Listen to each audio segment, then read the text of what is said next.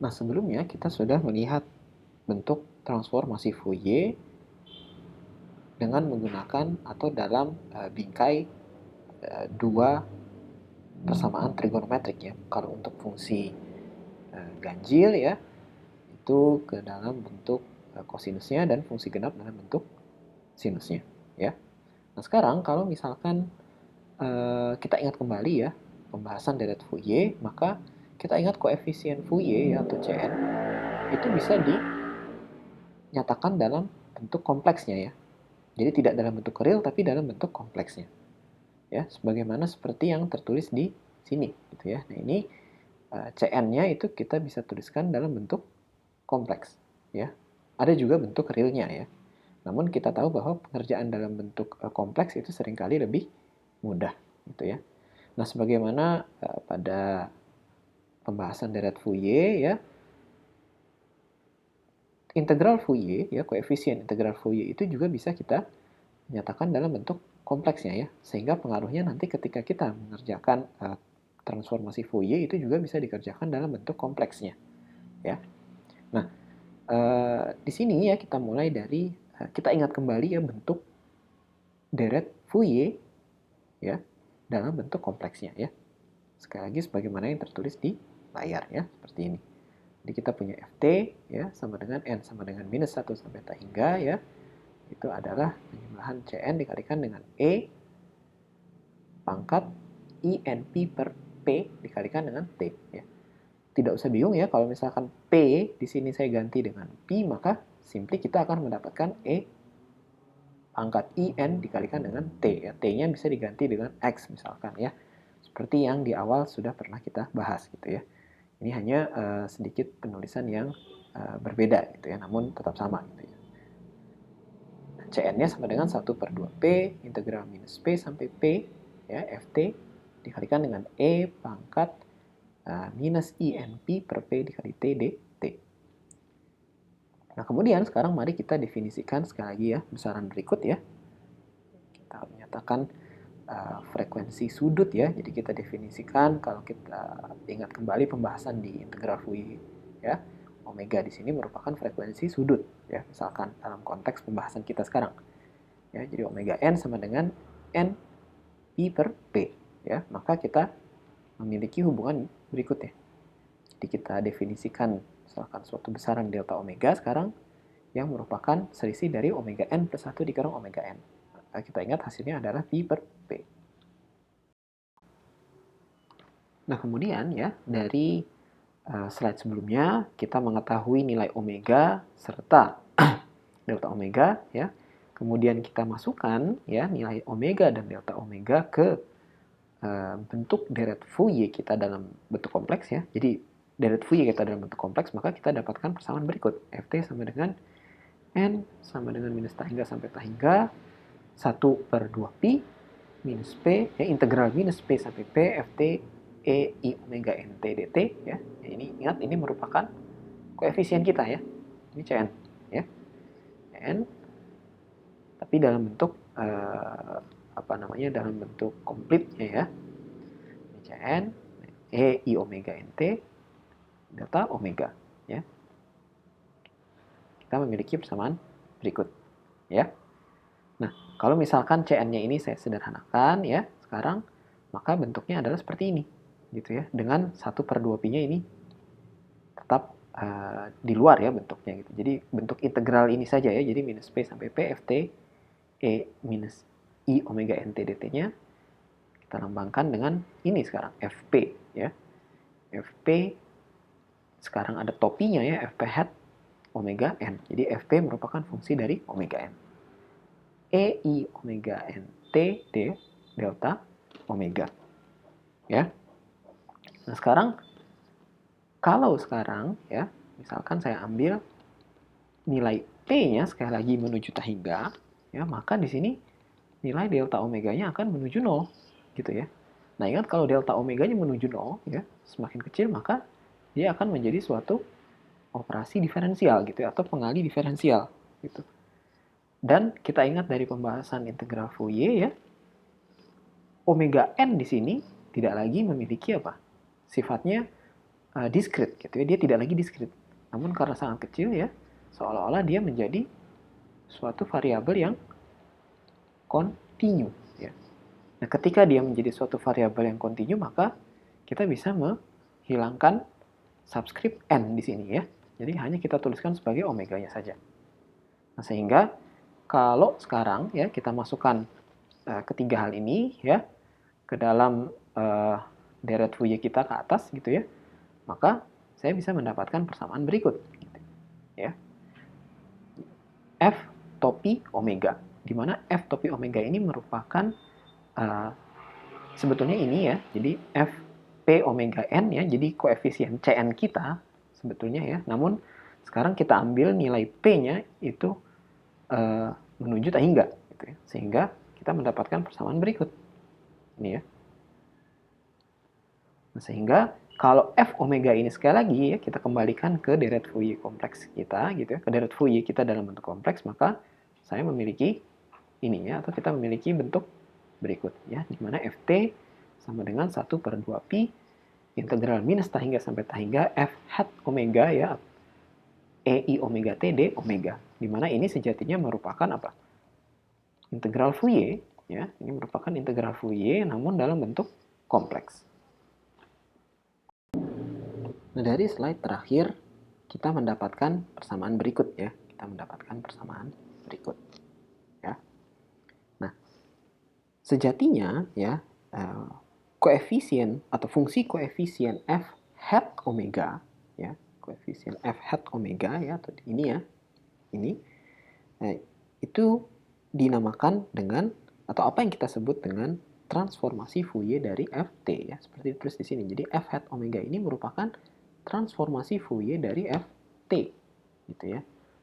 Nah, kebalikannya kalau misalkan saya punya apa namanya f hat omega gitu ya, dan saya ingin mengetahui Ft-nya ya, nah itu yang kemudian kita sebut dengan kebalikannya ya, jadi inverse ya, transformasi Fourier ya, dimana kita mengubah f omega menjadi Ft.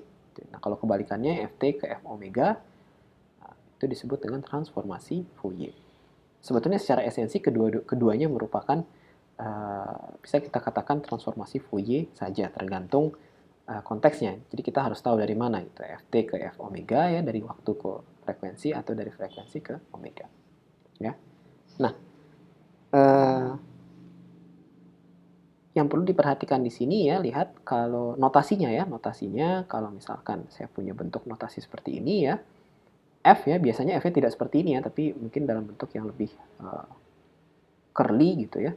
Tapi ya supaya lebih mudah ya saya tulis lurus begini saja ya. Jadi F ya, atau transformasi Fourier dari Ft sama dengan minus tak hingga sampai tak hingga Ft E minus omega I omega T dt sama dengan F hat omega ya. Nah, inverse-nya itu ditulis seperti ini. Itu ya, tidak perlu saya sebutkan ya, silahkan Anda bisa melihat di sini. Kedua pasang inilah, sepasang transformasi inilah yang kemudian bentuknya lebih populer ya, digunakan untuk melakukan sebuah operasi yang disebut dengan transformasi Fourier, gitu ya, transformasi Fourier. Dimana di sini sebetulnya kita mengubah-ubah saja, gitu ya. Dua buah fungsi yang sebetulnya ekivalen atau sama ya. Jadi baik itu fungsinya di domain waktu ataupun di domain frekuensi, sebetulnya keduanya memiliki makna fisis yang sama gitu ya. Oke. Nah, kemudian sebagaimana seperti kita membahas integral Fourier ya, ketika kita mendapatkan bentuk integral Fourier ya, sebetulnya penurunan transformasi Fourier kita ini sifatnya heuristik ya, sebagaimana yang kita lakukan untuk integral Fourier. Nah, dia bisa kita buat lebih detail gitu ya, atau lebih formal dengan memastikan kedua hal berikut ya. Ini dua hal yang sama gitu ya, ketika membahas integral Fourier. Di mana Ft-nya atau fungsi kita pada domain waktu itu haruslah continuous gitu ya, suatu fungsi yang kontinu dan dapat terdiferensialkan gitu ya. Kemudian yang satu lagi syaratnya adalah dia Ft ya, fungsi kita itu harus bisa terintegralkan atau absolutely integrable. Syaratnya apa? Syaratnya ini ya, ketika nilai mutlak dari fungsi kita itu kita integralkan pada rentang ini ya, minus tak hingga sampai tak hingga, maka dia harus memiliki nilai atau bersifat finite.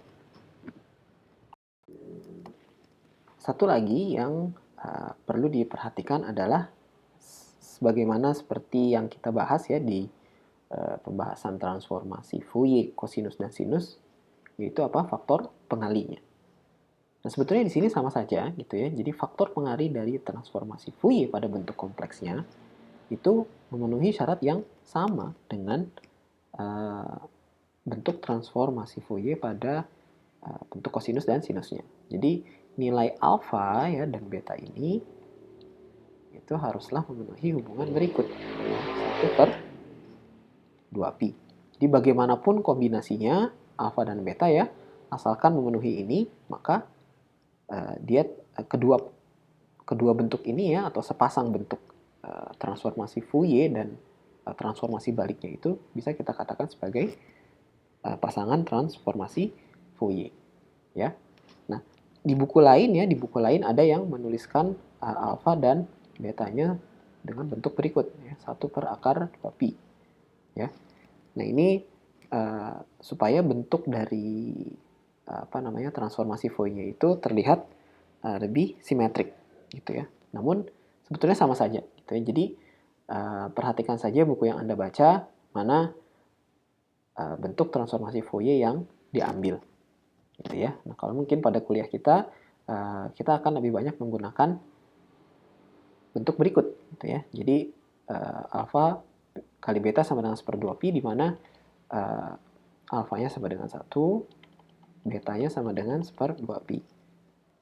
Atau mungkin yang lebih teknis lagi, ketika nanti Anda mengerjakan tugas atau ujian, perhatikan bentuk transformasi Fourier yang diminta. Ya.